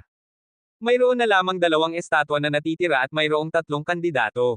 Pagkatapos ay tiningnan ni Sam ang mga kayamanan na lumulutang sa kanila. Ang isa sa kanila ay isang peach at ang isa pa ay ang scroll ng body tempering. Nang mapansin nila ang titig ni Sam, biglang natauhan ang mga kandidato, napagtanto nila na kung hindi nila gagamitin kaagad ang pagkakataon, maaaring kunin ni Sam ang mga kayamanan. Kung gayon hindi nila magagawang maunawaan ang panghihinayang na kailangan nilang lunukan. Si Archive ang unang gumawa ng galaw. Hindi na siya nagpigil pa. Alam niya na hindi niya malalampasan ang estatwa ng bato kung ganito pa rin siya. Mula sa sinabi ng gininto ang estatwa, alam niya na lahat sila ay pareho. Sila ay mga pinili, ang mga taong nakakuha ng pangalawang pagkakataon mula sa mga Diyos. Walang paraan na wala silang mga trump card. Nang makita niya ito, ang pinili mula sa Beast Faction ay lumundag din sa entablado, ang lalaki, mula sa Herb Garden na nagmamasid kay Sam ng higit, ay hindi nakatugon ng sapat na mabilis at napalampas ang pagkakataon. Alam niya na nawala na niya ang pagkakataong makipagkompetensya pa. Hindi na basta susuko pa ang mga kandidatong ito. Kung ginawa nila, kung gayon hindi magiging lugar niya upang makuha ang mga kayamanan, kukunin ni Sam ang mga ito nang walang problema. Ang parehong mga kandidato sa platform ay tila nagalit. Ginamit nila ang kanilang pinakamakapangyarihang atake nang walang anumang pagpigil, ngunit gayunpaman, ito ay naging isang madugong labanan sa halip na isang malinis na pagwawalis. Natalo lamang ang mga monkey statue dahil sa kanilang mga katawan ng bato. Kung talagang gawa sila sa laman at dugo ng Monkey King, mapapangarap nilang talunin siya kahit sa parehong antas. Maaaring sila ay mga henyo, ngunit hindi pa rin sila maihahambing sa Monkey King. Kahit si Sam, na bihasa sa napakaraming sining ay hindi iisipin na mas mahusay siya kaysa kay Sun Wukong. Pagkatapos ng 5 labanan, ang lahat ay nasa basag na estado, ang lalaki, mula sa Herb Faction ay nasa pinakamahusay na hugis. Ngunit wala na siyang karagdagang kwalifikasyon upang makilahok sa huling pagsubok. Tulad ng para sa natitirang mga tao, nagpa siya si Arman na umatras sa pagsubok. Halos nagkakahalaga ang kanyang braso at binti upang harapin ang estatwa, ang huling pagsubok ay hindi magiging simple. Anyway, kasama si Sam dito, hindi siya mangangahas na makipagkompetensya at hiyain pa ang kanyang sarili. Pinili ng lalaki mula sa Beast Faction na kunin ito, habang nag-aalangan si Akriv. Nawala sa manipis na hangin ang 5 platform at sinabi ng Monkey King. Okay ngayon, ang huling pagsubok ay ang labanan ako. Gagamit ako ng isang espesyal na discarding at kailangan mo akong labanan. Kung sapat kang may kakayahan kung gayon maaari mo ring matutunan ito. Sa katunayan, ginagawa ko ito upang matutunan mo ito. Kahit na hindi mo matutunan, kung matatalo mo ako, maaari mong makuha ang huling premyo. Dahil nandito kayong lahat, nakakaramdam ako ng labis na pagkabukas palad ngayon. Kung kayong tatlo ay nagawang talunin ako. Kung gayon gantimpalaan ko kayong tatlo sa parehong paraan. Ngunit kung wala ni isa sa inyo ang matatalo ako sa loob ng susunod na ilang araw at nagpas siyang sumuko, kung gayon hindi ako magbibigay ng anumang gantimpala at pagkatapos sumuko ng tatlo sa inyo. Hahayaan ko kayong lahat na umalis. Ang pinili mula sa Beast Faction ang unang umakyat sa platform. Ayaw niyang bigyan ng pagkakataon si Sam o Akriv. Kung sa pagkakataong nagtagumpay sila, kung gayon pagsisisihan niya ito. Sa sandaling ito, lumitaw ang ilang linya sa gininto ang estatwa habang nagiging translucent ito. Ang lahat ng mga linyang ito ay mukhang mga muscular fiber at ang meridian network ng katawan. Nakikita nila ang daloy ng enerhiya na dumadaan sa kanyang katawan. Ipinapakita niya ang daloy ng enerhiya ng discarding ginagamit niya upang matutunan ito ng mga kandidato. Sa katunayan, ang sirkulasyon ng enerhiya ay hindi rin labis na naiiba, nakita ni Sam na ito ay medyo katulad ng pisikal na estado na kinalalagyan niya dati. Ang espiritual na enerhiya ay kumakalat sa meridian network sa parehong oras, ang mga kalamnan ay ginagamit din bilang isang medium. Ang mga muscular line ay bahagyang kumontrata at naramdaman nila na ang buong estatwa ay naging mas payat. Ang sirkulasyon ng enerhiya ay halos pare-pareho. Hindi ginamit ng Monkey King ang staff. Itinamon niya ang staff sa platform na pinapatayo ito ng diretso. Pagkatapos ay naghagis siya ng isang casual na suntok. Nakita ng mga kandidato ang espiritual na paggalaw ng enerhiya sa meridian network at ang mga muscular fiber. Ang espiritual na enerhiya ay gumalaw sa mga alon at sa puntong tumama ang suntok mayroong isang maliit na pagsabog ng enerhiya. Ang pagsabog ng enerhiya ay walang anumang tunog dahil sa sandaling sumabog ang enerhiya, mayroong isang tiyak na vacuum na nilikha sa lugar na iyon at nagmadaling sinubukan ng nakapalibot na espiritual na enerhiya na sakupin ito. At dahil sa pag-apo ng enerhiya sa isang solong lugar, nagbanggaan ang enerhiya at lumikha ng isang puwersa. Ang lahat sa paligid ay nagpakita ng isang reaksyon. Mararamdaman din ni Sam na nasa ilalim ng platform ang kapangyarihan ng suntok. Ang espiritual na enerhiya sa atmosfera ay nasa kaguluhan at humihip din ang hangin sa kanyang mukha. Tulad ng para sa pinili mula sa Beast Faction, sinubukan niya ang kanyang makakaya upang ipagtanggol mula sa puwersa ngunit naipahamak pa rin siya at halos wala na sa platform. Tinatawag ko itong void technique. Mukhang mahusay tama. Iyon ang pinakamahusay na discarding sa mundo. Maaari itong gamitin sa lahat ng mga anyo ng mga discarding hanggat ito ay nagsasangkot ng pisikal na pag-atake. Patuloy na ipinaliwanag ng unggoy at kinuha ang staff. Iwinasiwas niya ang staff at nakita nila ang espiritual na enerhiya na dumadaan sa staff. Muli, sinimulan ng mga muscular fiber ng katawan na gawin ang parehong uri ng energy waves. At napansin nila na mas mahaba ang alon, na nangangahulugang mas maraming lugar ng katawan ang natatakpan mas malakas ang puwersa. Sinimulan ng mga alon na dumaan sa staff at itinama niya ang staff sa hangin. Biglang gamulong ang hangin, ang espiritual na enerhiya ay nasa kaguluhan. Ito ay halos kasing ganda ng destabilizing isang espiritual na bato. Ito ang naisip ni Sam pagkatapos niyang tingnan ang atake. Hindi kayang pangasiwaan ng pinili mula sa Beast Faction ang puwersa at nahulog mula sa platform. Mahirap kahit na kunin ang puwersa na nagmumula pagkatapos makumplito ang pag-atake. Dapat isipin ng isang tao kung ano ang magiging hitsura ng pagtama ng direkta. Tiningnan ng Monkey King ang mga kandidato at sinabi, ito lamang ang puwersa ng nascent stage cultivator. Isipin kung ikaw ay magiging isang consummate realm cultivator at atakihin ang isang tao. Anong mangyayari? Isipin kung ikaw ay isang cultivator ng isang mas mataas na antas at lumaban ng ganoon. Siyempre, mayroong ilang mga disadvantages. Mataas ang pagkonsumo ng espiritual na enerhiya. Walang bagay na tulad ng isang libreng pagkain. Kung mamaster ninyo ang discarding ito, sa tingin ko ay hindi ninyo kailangang mag-alala tungkol sa pagkonsumo ng enerhiya bagaman. Ang kailangan ninyo lamang ay isang solong malinis na tama gayunpaman. Kabanata 418. Naramdaman ni Sam na gustong umakyat, ngunit dinaig siya ni Arkev. Dakilang pantas, sinabi mo na ang anumang anyo ng pag-atake ay gagana sa discarding ito hanggat ito ay pisikal, paano ang archery kung gayon? Tanong ni Arkev ng mapagpakumbaba. Ang kanyang tono ay puno ng paggalang. Siyempre, kapaki-pakinabang din ang archery. Hayaan mo akong ipakita sa iyo. Tila nasiyahan ng Monkey King sa isang taong tumatawag sa kanyang dakilang pantas. Pagkatapos ng lahat, mula sa nalalaman ni Sam, ito ang kanyang ipinroklama sa sarili na titulo. Marahil ay walang tumatawag sa ganoon. Pagkatapos ng lahat sa kanyang malakas na ugali, mahusay na wala nang tumatawag sa kanyang rogue at tulad nito, ang pantas ay talagang hindi isang angkop na titulo sa kanya. Kinuha ng estatwa ang busog at pana at nagsimulang i-channel ang kanyang enerhiya muli. Sa sandaling ito, napansin nila na habang bumubuo ang enerhiya ng mga alon sa pana at sa busog, naputol ang ugnayan sa enerhiya sa katawan. Hindi tulad ng oras na ginamit niya ang staff, ang energy wave sa katawan at ang staff ay lahat ng isang solong cycle, ngunit ngayon, ang pareho sa kanila ay mayroong individual na mga cycle. Pagkatapos niyang bitagin ang enerhiya sa loob ng pana at nabuo ang energy wave, pinakawalan niya ang pana. Dama po ang pana mismo sa paanan ni Arkev at pinasabog siya mula sa platform, diretso patungo sa isang kalapit na puno. Tiningnan siya ni Sam at natuksong umakyat. Alam niya na hindi siya makakapanindigan ng pagkakataon. Ang sitwasyong ito ay ang epitome ng senaryo kung kailan ang mga kalakasan ay pantay ang kasanayan ay naghahari ng kataas-taasan. Lubos siyang nagtitiwala na kahit na ang kanyang katawan at elemento ay maaaring hindi ng pantay na antas sa konstitusyon ng Monkey King. Ngunit sigurado siya na hindi siya malayo. Ngunit ang mga kasanayan ng Monkey King ay isang bagay na malayo. Palaging gumagamit si Sam ng mga pangunahing kasanayan, hindi niya gusto ang mga magagarbong galaw, palagi niyang ginagamit ang pinakasimpleng galaw sa maximum na kalamangan.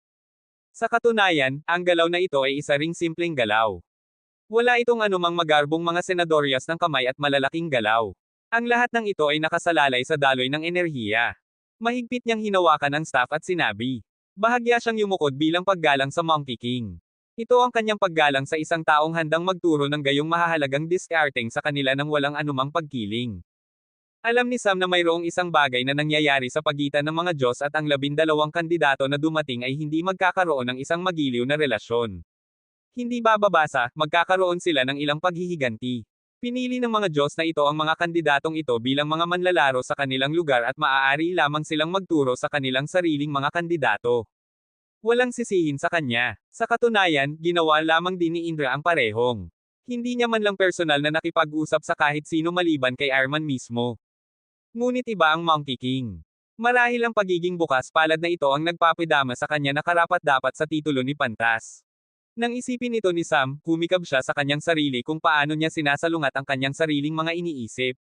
Sinabi niya sa Monkey King, "Dakilang Pantas, gusto kong lumikha ka ng isang hadlang sa paligid namin. Ayokong ihayag ang aking mga kasanayan sa sinuman dahil sa ilang personal na dahilan." Nag-isip saglit ang Monkey King at tumango. Mayroong isang hadlang sa paligid nila at inalis ni Sam ang kanyang tela na tumatakip sa kanyang mukha. Hawak niya ang staff sa kanyang mga kamay at bahagyang nag-buff ang kanyang buong katawan, ang espiritual na enerhiya ay ganap na umuungal sa paligid ng kanyang katawan. Ngunit sa pagkakataong ito, hindi ito normal na espiritual na enerhiya, mayroon itong fire elemental enerhiya na halo sa temperatura sa loob ng hadlang na tumaas. Mahusay ang iyong diskarteng, ngunit ang espiritual na enerhiya ay masyadong marahas at nagpapagawa sa mga muscular fiber na magkaroon ng ilang espasyo sa pagitan ng kanilang mga sarili, hindi sila masyadong malapit at maraming lakas ang nawawala, baka gusto mong itama iyon. Sabi ng monkey, tumango si Sam. Ginawa niya ang kanyang pag-atake at hinayaan siya ng unggoy. Nang magbanggaan ang staff sa staff ng iba, sumabog ang fire elemental enerhiya at lumitaw ang gininto ang apoy sa contact point. Itinaas ng Monkey King ang kanyang mga kilay habang medyo natutuwa siya, iyon ay dahil napansin niya na hindi pa tapos ang pag-atake, kumikilos pa rin ang tailwind ng strike at ginawa ang apoy na mas matalas at mas mabangis sa parehong oras. Gusto ni Sam na subukan ang kanyang sariling galing sa sandaling ito. Gusto niyang tingnan kung paano siya maghahari sa harap ng isang kataas-taasang pag-iral tulad ng Monkey King mismo. Ang isang mayabang na sapat upang iangkin ang kanyang sarili na katumbas ng langit, kung gaano siya kadakila. Gusto niyang tingnan kung paano siya maihahambing sa kanya. Pagkatapos ng unang tama ni Sam, mabilis niyang ginawa ang pangalawa, hindi siya nang ahas na mag-antala ng labis. Ngunit hindi basta-basta ang Monkey King at hindi siya tumayo roon para lamang matalo. Gumawa siya ng isang galaw at ang mga energy wave ay nagpidama kay Sam ng labis na pag-iingat, tumayo ang kanyang buhok sa dulo at agad niyang sinipa ng malakas ang lupa, mayroong isang bitik sa platform at sa puwersang iyon, tumalon siya sa gilid. Nang matapos ang galaw ng staff ng estatwa, isang malaking puwersa ang nagpunta at tumama sa hadlang. Naramdaman ni Sam na nanginig ang kanyang puso. Hindi niya inaasahan na makakaramdam siya ng ganitong kitikot nang malapit siya. Nagsimulang dumating sa kanya ang mga pag-atake ng patuloy, hindi nang ahas si Sam na maging pabaya at gumalaw na parang baliw. Sinimulan niyang sipain ang platform upang magamit niya ang puwersa upang umilag. Ayaw niyang harangan ang pag-atake. Pagkatapos ng ilang tama, biglang nagbago ang aura sa paligid niya at ang lahat ng purple mist ay tumaga sa gilid ng staff. Ibinagsak niya ang staff sa Monkey King. Gumagamit siya ng lason. Hindi niya alam kung gumagana ito sa estatwa ngunit dumating ang sagot. Umatras ng isang hakbang ang Monkey King at umiling. Hydrous poison. Hindi masama. Ang kandidato ng sugal ay mapamaraan tulad niya. Pinuri niya si Sam. Nakikita ng isang tao na bahagyang lumabo ang nakasisilaw na ilaw ng Monkey King. Habang translucent ang katawan, nakita ni Sam ang lason mist na tumago sa loob na ginagawa ang kanyang trabaho. Hindi naglaro ng marumi ang Monkey King. Tiniyak niya na ang mga bagay tulad ng lason ay magkakaroon ng parehong epekto sa estatwa tulad ng gagawin nila sa laman. Ngunit nagulat si Sam na makita ang susunod na pag-unlad. Ang buong lason na tumatagos sa mga kalamnan ay biglang nagsimulang gumalaw kasama ng mga energy wave.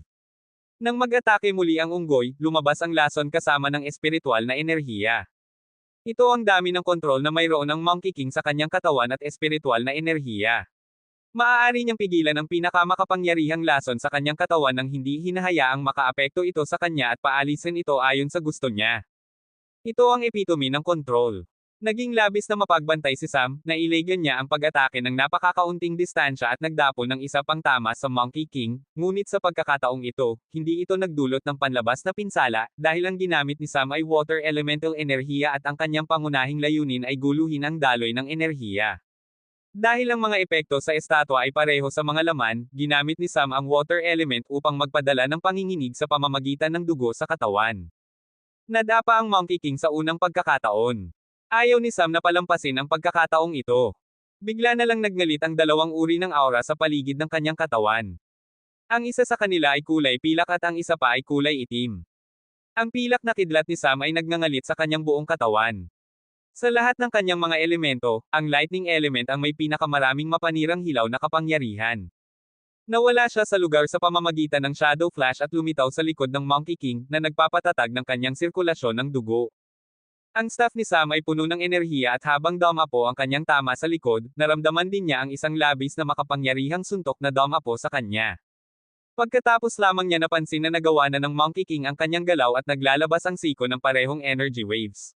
Direktang tinanggap ni Sam ang gayong pag-atake. Pareho silang lumipad sa magkasalungat na panig at tinamaan ni Sam ang mga hadlang ng medyo malakas. Bumagsak din ang Monkey King. Ngunit tumayo siya kaagad. Walang nagawa si Sam, umupo siya nang may kahirapan at muling sinimulan ang pagtakip sa kanyang mukha. Punit-punit ang mga abito sa kanyang katawan. Nawala ang hadlang at naglakad pababa si Sam. Natigilan ang mga manunood sa kanyang estado. Hindi nila inaasahan na ang labanan ay napakasidhi. Nakarinig sila ng ilang ingay, ngunit naisip nilang lahat na karamihan sa mga ito ay sanhi ng Monkey King mismo. Pagkatapos ay nakita nila ang estatwa ng Monkey King at ang nakasisilaw na ilaw na sumasaklaw dito ay mas malabo at unti-unti itong tumataas na parang nakakabawi. Ito ang mas ikinagulat sa kanya. Hindi man lang nila nagawang iwasan ang mga pag-atake. Ngunit tila mas marami pa ang nagawa ni Sam kaysa sa pag-ilag. Naglakad pababa si Sam at sumandal sa puno. Pagkatapos lamang nila nakita ang nagngangang sugat sa kanyang kanang tiyan. Doon Damapo ang siko. Nakikita nila na halos sumabog ang kanyang laman at bahagya nilang nakita ang ribcage. Hindi nila maisip ang tama na natamo niya. Gusto nilang makita ang kanyang mukha bigla. Walang pakialam si Sam sa kanila at kinuha ang kanyang concealing formation disc muli. Kabanata 419. Itinayo ni Sam ang hadlang at inalis muli ang takip ng kanyang mukha. Hinihingal siya, ayaw niyang takpan ang kanyang ilong sa sandaling ito. Sinimulan niyang umubo at lumabas ang dugo sa kanyang bibig. Nanginginig ang kanyang mga panloob na organo at nakikita niya ang isang tadyang na tumutusok palabas ng kanyang katawan. Hindi pa siya nakakatanggap ng ganito karaming bagbog sa ilang sandali. Nanginginig ang kanyang buong katawan at kailangan pa niyang patatagin ang espiritual na enerhiya na gumugulo sa kanyang katawan. Direktang tinanggap niya ang void elbow na iyon. Sa wakas ay naunawaan ni Sam ang tunay na kakilakilabot ng pag-atake. Hindi lamang ito ang vacuum explosion o ang biglaang pag-iniksyon ng atmospheric spiritual energy na nagtitipon at nagbabanggaan sa lugar na ito. Sa halip, sinisipsip ng vacuum ang espiritual na enerhiya mula sa katawan mismo. Ang espiritual na enerhiya ng kanyang sariling katawan ang nagdulot ng labis na pinsala sa kanyang katawan. Naramdaman ni Sam na mamamatay na siya. Isang tunay na malupit na estilo ng pakikipaglaban na dapat niyang sabihin. Nagtaka si Sam kung paano ito lalabas kung ang enerhiya na ginamit ay hindi normal na espiritual na enerhiya at elemental enerhiya sa halip. Ayaw niyang alamin iyon sa sandaling ito kahit man lang hindi sa kanyang sarili. Kumuha si Sam ng ilang damo mula sa banal na dimensyon at nagsimulang kunin ang kanilang katas. Ito ay isang herbal gas na ginagamit upang harapin ang mga impurities at may mahinang cooling effect. Ayaw niyang ilagay muli ang kanyang kamay sa loob ng sugat. Hindi bababa sa hindi kaagad. Pagkatapos durugin ang katas at ibuhos ito sa lahat, naramdaman niyang nawala ang nag-aalab na sensasyon at bahagya siyang nakakaramdam ng pamamanhid. Pagkatapos ay kumuha siya ng isang energy cell at inilagay ito sa kanyang kondangan. Ito ay gawa sa light element. Sinipsip muna niya ang ilang enerhiya upang mapunan ang kanyang reservoir. Pagkatapos noon, tinakpan niya ang kanyang kamay ng light elemental enerhiya at hinawakan ang sirang tadyang na nasa isang displaced na kakaibang posisyon. Nagnitngit siya ng kanyang mga ngipin at nagsimulang ayusin ang tadyang at inilalagay ito ng normal. Wala siyang sapat na enerhiya upang pagalingin muli ang buto. Una, sinimulan niyang pagalingin ang baga na butas at pagkatapos ay maingat na pinagaling ang tadyang. Pagkatapos pagalingin ang buto, sinimulan niyang pagalingin ang sugat ng dahan-dahan. Sa pagkakataong ito rin iniwan niya ang marka ng pagsabog sa lugar na iyon. Maaaring pangit itong tingnan, ngunit ayaw niyang mawala ang natitira. Ipakikita sa kanya ng mga peklat na ito kung gaano karaming sakit ang magkakaroon kung masugitan siyang muli. Pagkatapos pagalingin ang sugat, sinimulan ni Sam na kumain ng isa pang pagkain. Gusto niyang palitan ang kanyang pagkawala ng dugo. Ngunit habang kumakain siya, biglang may naramdaman si Sam at sumimangot. Nagmadali niyang kinuha ang tela upang takpan ang kanyang mukha at pagkatapos ay ipinikit muli ang kanyang mga mata. Sinimulan niyang gumamit ng dark elemental enerhiya at bigla siyang nawala mula sa kanyang lugar. Muli siyang lumitaw sa likod ng lalaki, ng herb garden at hinawakan siya sa isang chokehold na may dagger sa kanyang kamay na nakatutok sa kanyang tainga. Isang saksak at sigurado siyang maaari niyang hiwain ang utak sa kalahati.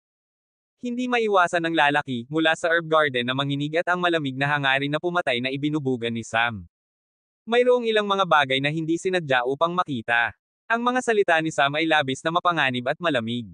Naramdaman niyang nanghina ang kanyang mga binti bigla. Naramdaman niyang nagbabayad siya ng labis na halaga para sa isang maliit na bagay. Pagkatapos ng lahat, nagkaroon lamang siya ng kuryosidad tungkol sa kung ano ang ginagawa ni Sam at gustong sumilip ng kaunti.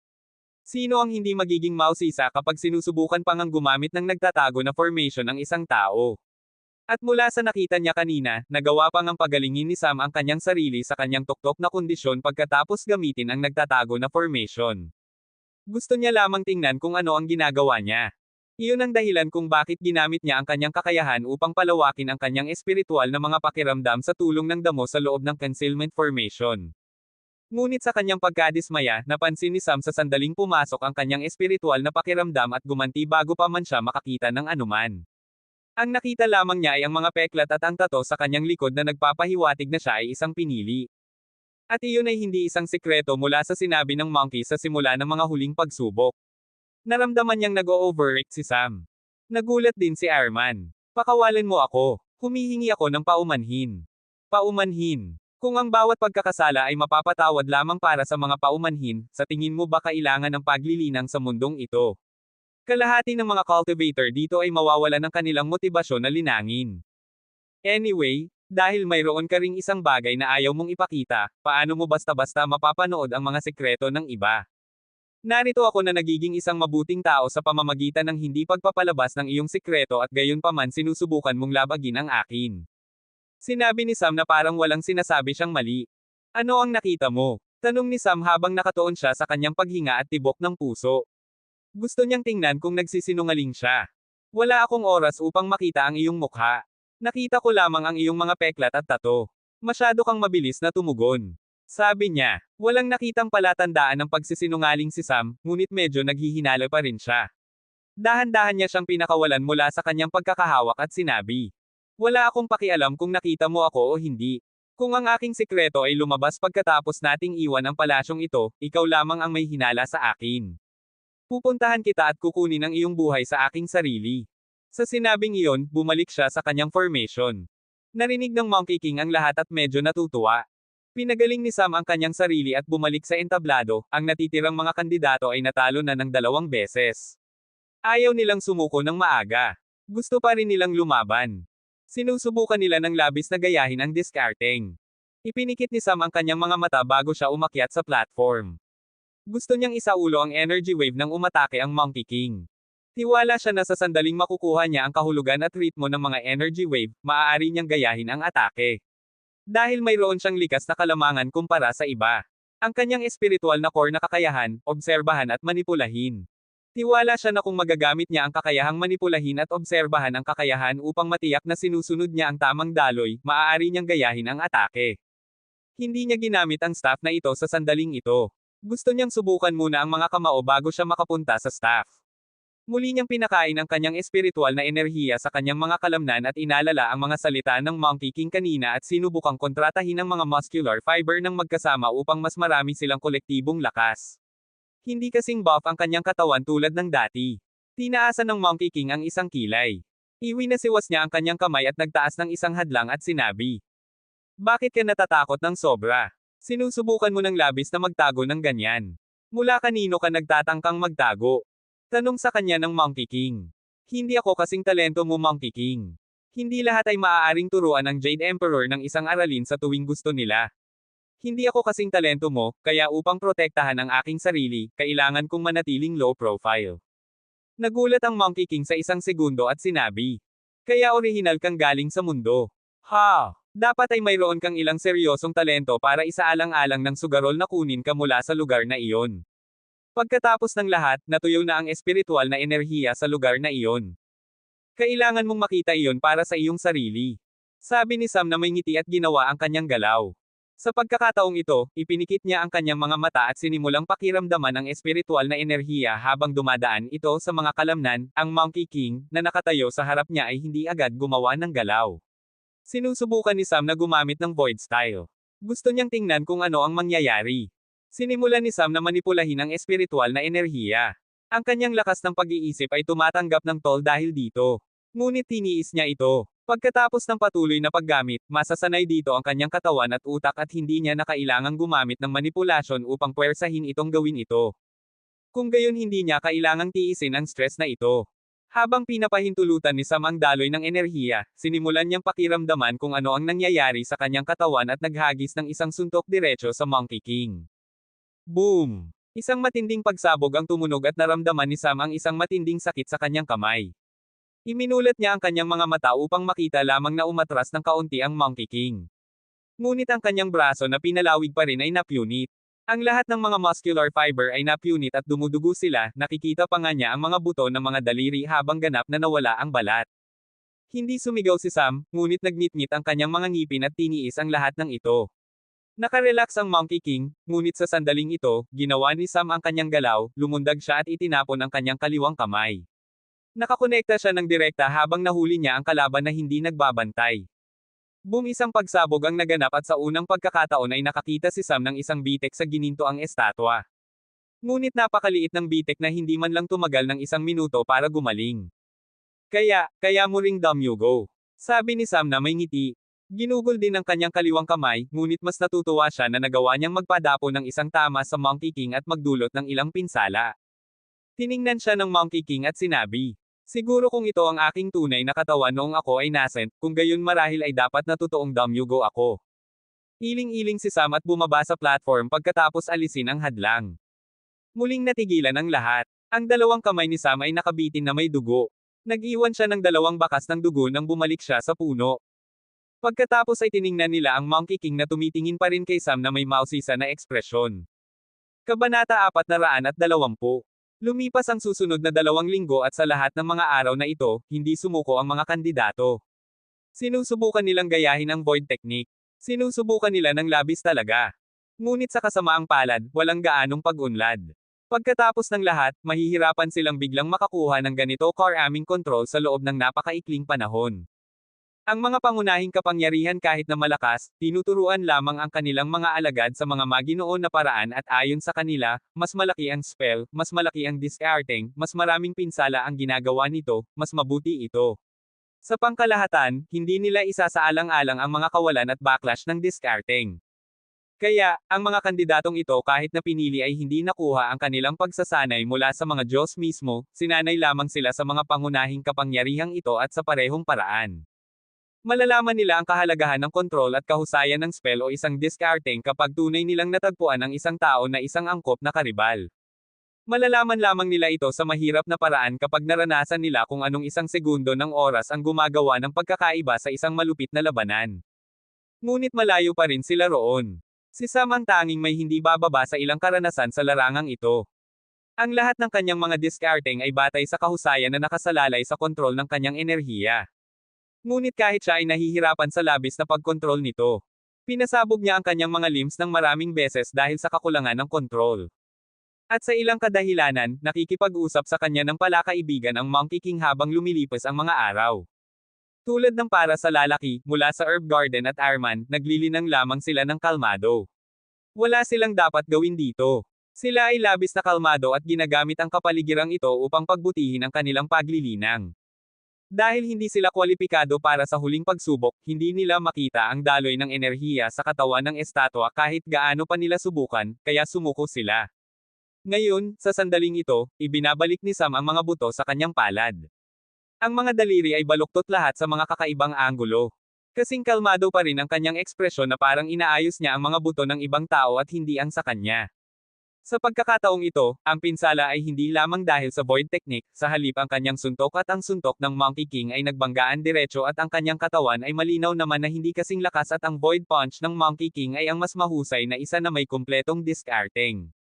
Kaya, natural, natalo siya. Ngunit nakukuha niya ang kahulugan nito. Maaari siyang humanap ng paraan upang gumuhit sa Monkey King kung hindi talunin siya. Siyempre, Kung may lumitaw na isang espesyal na sitwasyon, maaari pa nga siyang manalo, ang posibilidad ay mas mababa sa 2% bagaman. Pagkatapos pagalingin ang kanyang sarili, sinimulan niyang magnilay. Sa lahat ng mga tao, siya ang isa na tumanggap ng pinakamaraming pinsala. Hindi gaanong napalapit sa Monkey King ang iba sa kanila. Ang pinili mula sa Beast Faction ay ang tanging nakapinsala sa kanyang binti at sa staff at nanatili nang nakatayo sa loob ng 4 na araw. Si Sam ang tanging patuloy na lumalaban, nakipaglaban siya ng 3 labanan sa isang araw. Patuloy, pinapagaling at sinisira ang kanyang katawan. Sa ilang punto, tumigil pa nga siyang magsuot ng itaas na abito. Pagkatapos ng lahat, para sa bawat labanan, ito ay pinupunit sa mga piraso. Si Sam ang tanging may malaking pag-unlad sa discarding. Pagkatapos ng ilang oras, lumabas si Sam sa kanyang formation at ginawa ang kanyang paraan patungo sa entablado. Hawak niya ang staff sa kanyang mga kamay at tumayo ng tuwid sa harap ng Monkey King. Nilikha ng Monkey King ang hadlang sa paligid ng platform at tiningnan si Sam. Kaya, tiwala ka na bang gawin ito sa pagkakataong ito? Nagtatanong siya tungkol sa pagkatalo sa kanya. Seryoso ang ekspresyon ni Sam at sinabi niya sa isang mababang boses. Hindi. Sinimulan ni Sam na i-channel ang energy wave at handa nang gawin ang galaw, sa pagkakataong ito ang enerhiya ay channel sa staff. Sinipa niya ang lupa habang lumulundag siya patungo sa Monkey King. Pinaikot niya ang staff sa paligid ng kanyang ulo at itinutok ito diretso sa ulo ng Monkey King. Hindi agad gumalaw ang huli.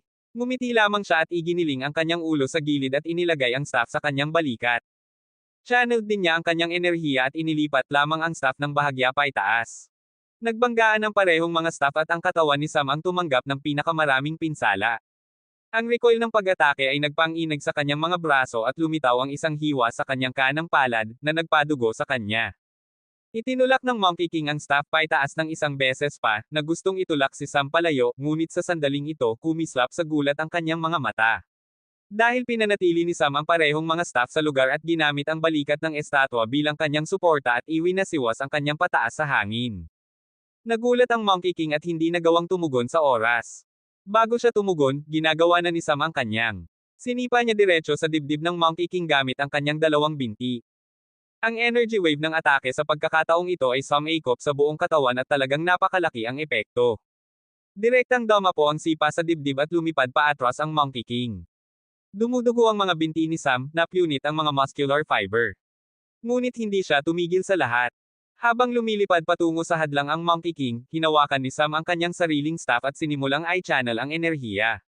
Sumugod siya pasulong at iwinasiwas ang staff sa lahat ng kanyang lakas. Tinamaan niya ang Monkey King sa tiyan gamit ang staff at nakita niya ang mga bitek na lumitaw sa dibdib at tiyan.